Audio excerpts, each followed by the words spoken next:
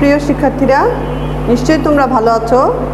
বড়মালা আদর্শ উচ্চ বিদ্যালয় ও কলেজ কর্তৃক আয়োজিত অনলাইন ক্লাসে তোমাদের সবাইকে স্বাগতম। আমি সেলিনা আক্তার, চতুর্থ শ্রেণীর গণিত বিষয়ে তোমাদেরকে আজকে আমি পাঠদান করাবো।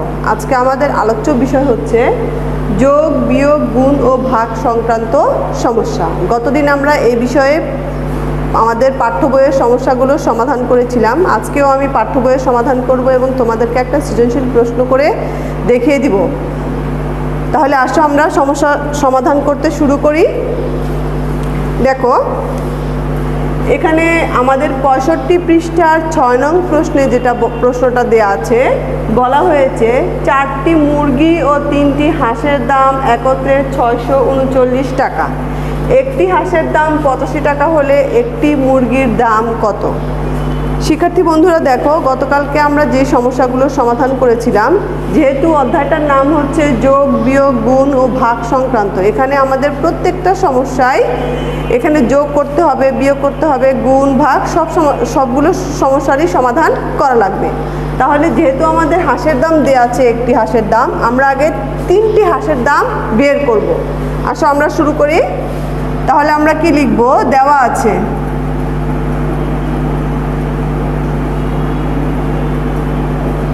আছে একটি হাঁসের দাম, একটি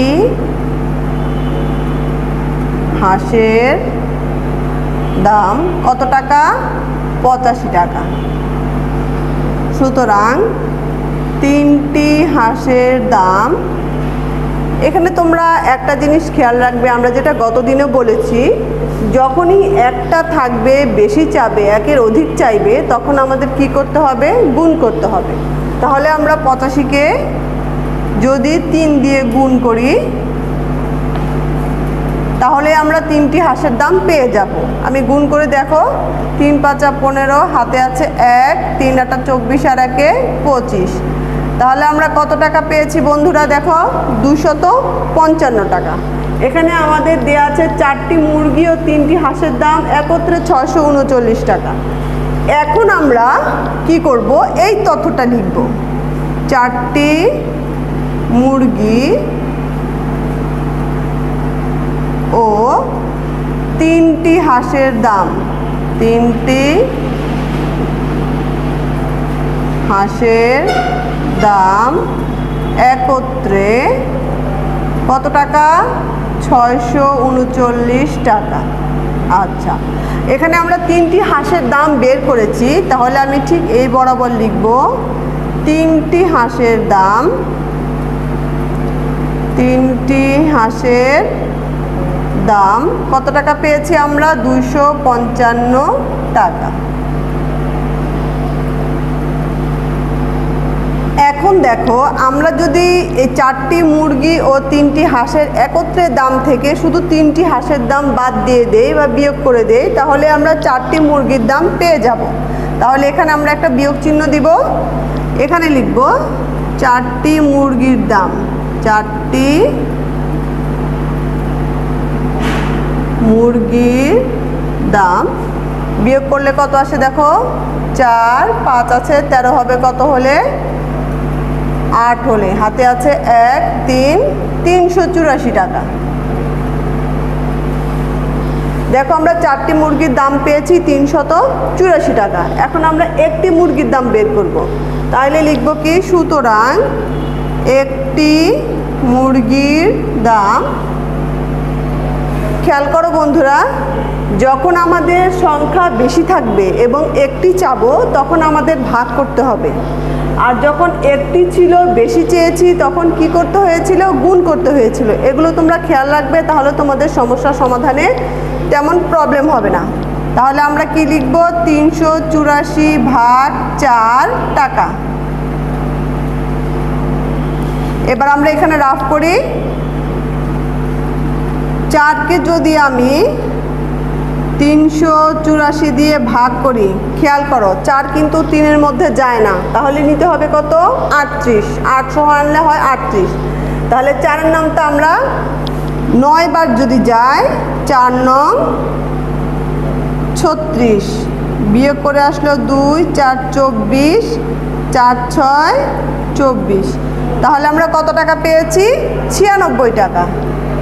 96 টাকা। উত্তর, একটি মুরগির দাম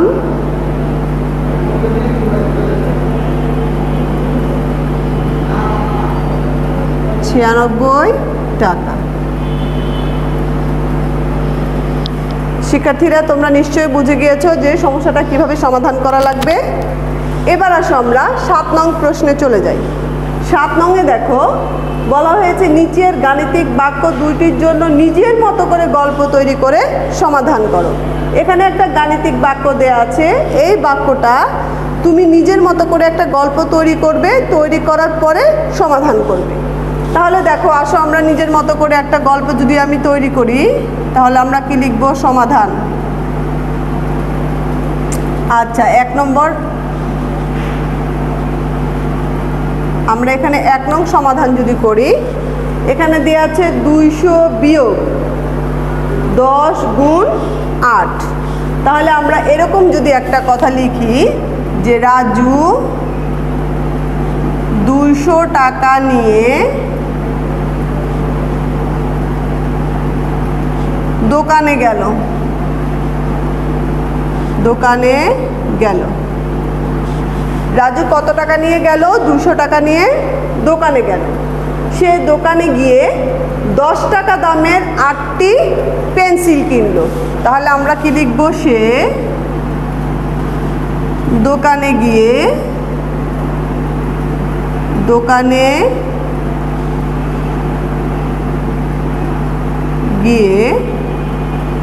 10 টাকা মূল্যের 8টি পেন্সিল কিনলো। তাহলে দোকানদার তাকে কত টাকা ফেরত দিবে সেটা আমরা লিখবো এখন, যে দোকানদার তাকে কত টাকা ফেরত দিবে।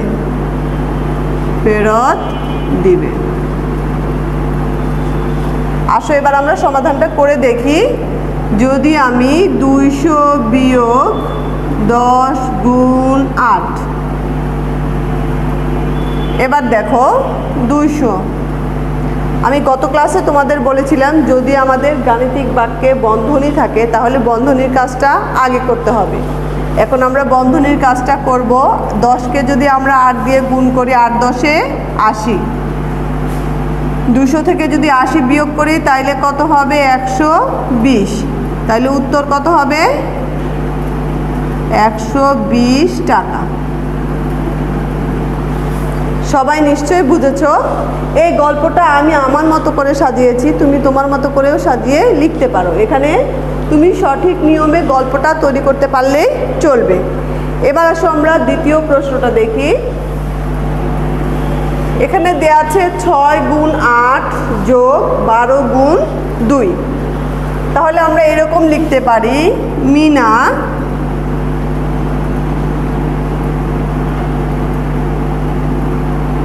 দোকানে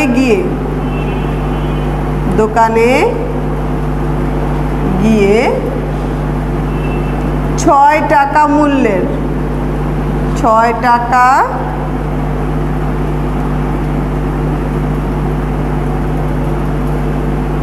মূল্যের 8টি চকলেট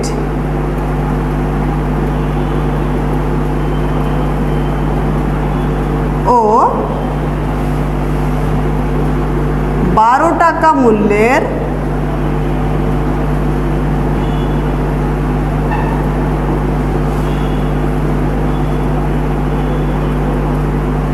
2টি বিস্কুট কিনলো।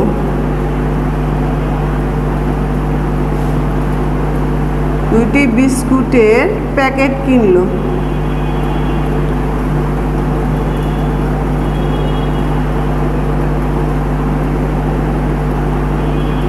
তাহলে কি লিখতে পারি? সে মোট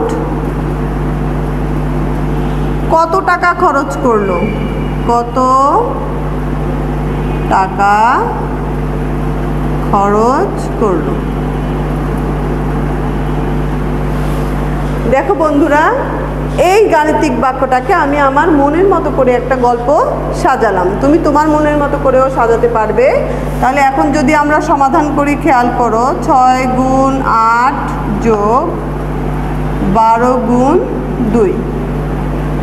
যেহেতু এখানে দুটাই বন্ধনীর ভেতরে আছে, তাহলে দুইটা সমস্যায় আমাদেরকে একসাথে করা লাগবে। দেখো আমরা কি করি, 6 8 48 যোগ 12 দুগুণে 24। তাহলে যদি যোগ করি 6 আর 8 12 2 হাতে আছে 1, 5 আর 2 7, 72। তাহলে উত্তর হবে কত টাকা, 72 টাকা।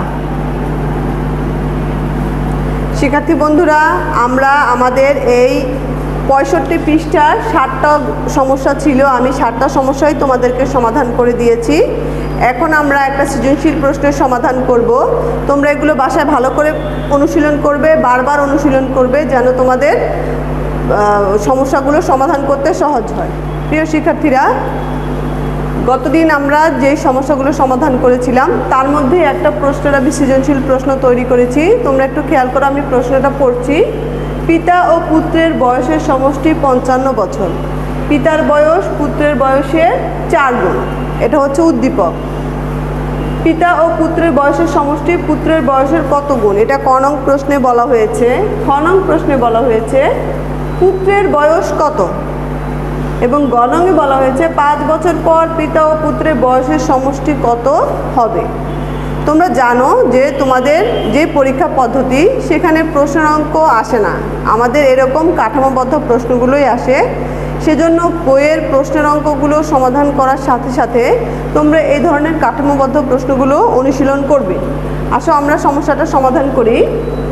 এখানে ক নংয়ে বলা হয়েছে পিতা ও পুত্রের বয়সের সমষ্টি পুত্রের বয়সের কত গুণ। তাহলে আসো আমরা লিখি। এখানে দেওয়া আছে কি পিতার বয়স পুত্রের বয়সের 4 গুণ। তাহলে আমরা আগে কথাটা লিখব, পিতার বয়স সমান পুত্রের বয়সের কত গুণ? 4 গুণ।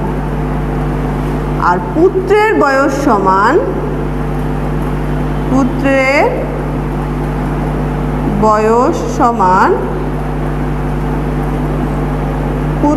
বয়সের 1 গুণ। শিক্ষার্থীরা, এটা কিন্তু দেয়া নেই, এটা আমরা নিজেরাই বের করেছি, কারণ যে কোনো জিনিসের তার একটা নির্ধারিত বয়স থাকে।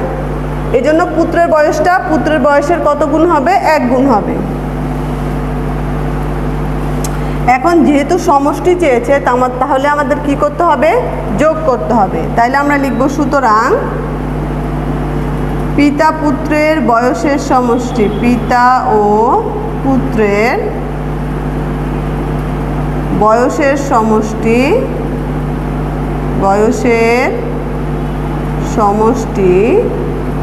সমান পুত্রের বয়সের যদি আমরা যোগ করি 4 আর 1 কত হয়? 5 গুণ। তাহলে উত্তর 5 গুণ। দেখো আমরা ক নং সমাধানটা পেয়ে গিয়েছি। এবার আমরা খ নংয়ের সমাধান করব। খ নংয়ে বলা হয়েছে পুত্রের বয়স কত। তাহলে আমরা আগে লিখব, দেওয়া আছে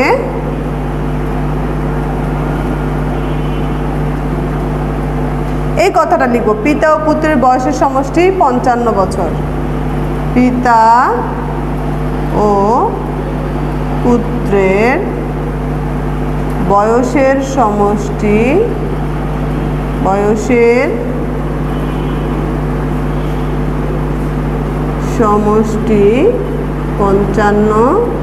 বছর। আচ্ছা, আর ক নং হতে আমরা পেয়েছি, তাহলে ক নং হতে পাই পিতার বয়স পুত্রের বয়সের কত গুণ? 5 গুণ। তাহলে আমরা এটা লিখব, ক নং হতে পাই পিতা ও পুত্রের বয়সের সমষ্টি, পিতা ও পুত্রের বয়সের সমষ্টি,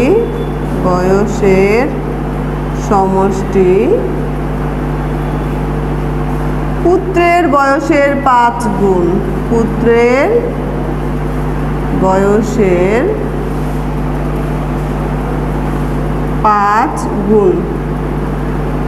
আচ্ছা, সুতরাং পুত্রের বয়স আমরা এই 55কে 5 দিয়ে কি করব? ভাগ করব। তাহলে 55 ভাগ 5 বছর সমান, আমরা যদি এখানে 5কে 55 দিয়ে ভাগ করি, দেখো 5 একে 5, আবার নামলো 5, 5 একে 5।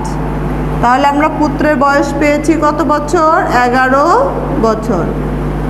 উত্তর 11 বছর। শিক্ষার্থীরা, তোমরা নিশ্চয়ই বুঝেছো, গতকালের সমাধানের মতো আমরা খুব সহজেই সমাধানটা করে ফেললাম। এবার আসো আমরা গ নং সমাধান করি। গ নংয়ে বলা হয়েছে 5 বছর পর পিতা ও পুত্রের বয়সের সমষ্টি কত হবে। যেহেতু আমরা খ নংয়ে শুধু পুত্রের বয়সটা বের করেছি, এখন আমরা আগে পিতার বয়স বের করব। তাহলে আমরা লিখব, খ নং হতে পাই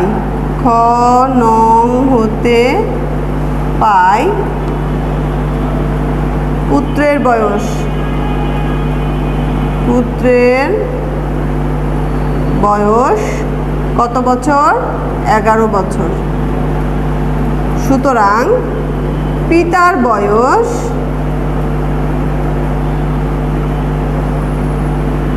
শিক্ষার্থীরা খেয়াল করো, এখানে পিতা ও পুত্রের বয়সের সমষ্টি দেওয়া আছে 55 বছর। তাহলে আমি পিতার বয়স বের করতে গেলে এই 55 থেকে যদি পুত্রের বয়সটা বাদ দিয়ে দেই, তাহলে পিতার বয়স পেয়ে যাব। তাহলে লিখব কি? পিতার বয়স 55 বিয়োগ 11 বছর সমান 44 বছর। আমরা পিতার বয়সটা পেয়ে গেলাম। এখন বলছে 5 বছর পর পিতা পুত্রের বয়সের সমষ্টি কত হবে। তাহলে আমরা এটা লিখি, 5 বছর পর পুত্রের বয়স হবে, 5 বছর পর পুত্রের বয়স হবে,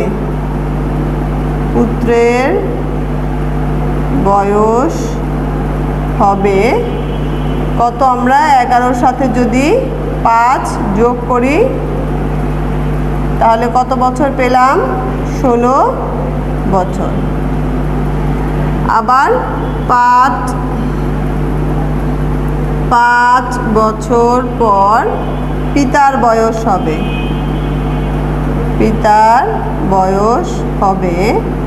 যদি আমরা 44-এর সাথে 5 যোগ করি, তাহলে পাবো কত বছর?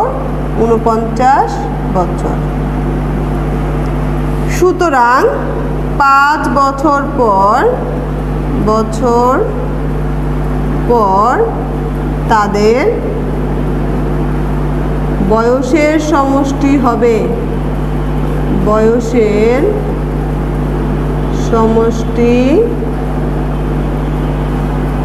হবে, আমরা তাহলে এখন কি করব? এবং 16 আর 49 যোগ করে দিব। তাহলে 16 যোগ 49 বছর। যদি আমরা যোগ করি, দেখো 9 আর 6 15-র 5, হাতে আছে 1, 4 আর 1-এ 5 আর 1-এ 6, 65 বছর। উত্তর 65 বছর। শিক্ষার্থী বন্ধুরা, আমরা আজকে আমাদের যোগ বিয়োগ গুণ ও ভাগ সংক্রান্ত সমস্যার 65 পৃষ্ঠায় যে সমস্যাগুলো ছিল সেগুলো আমরা সমাধান করেছি এবং একটা সৃজনশীল প্রশ্নেরও সমাধান করেছি। তোমরা বাসায় এগুলো বেশি বেশি করে অনুশীলন করবে। আর তোমরা জানো 11 জুলাই থেকে আমাদের পরীক্ষা শুরু হচ্ছে। তোমরা সবাই পরীক্ষায় অংশগ্রহণ করবে। ধন্যবাদ।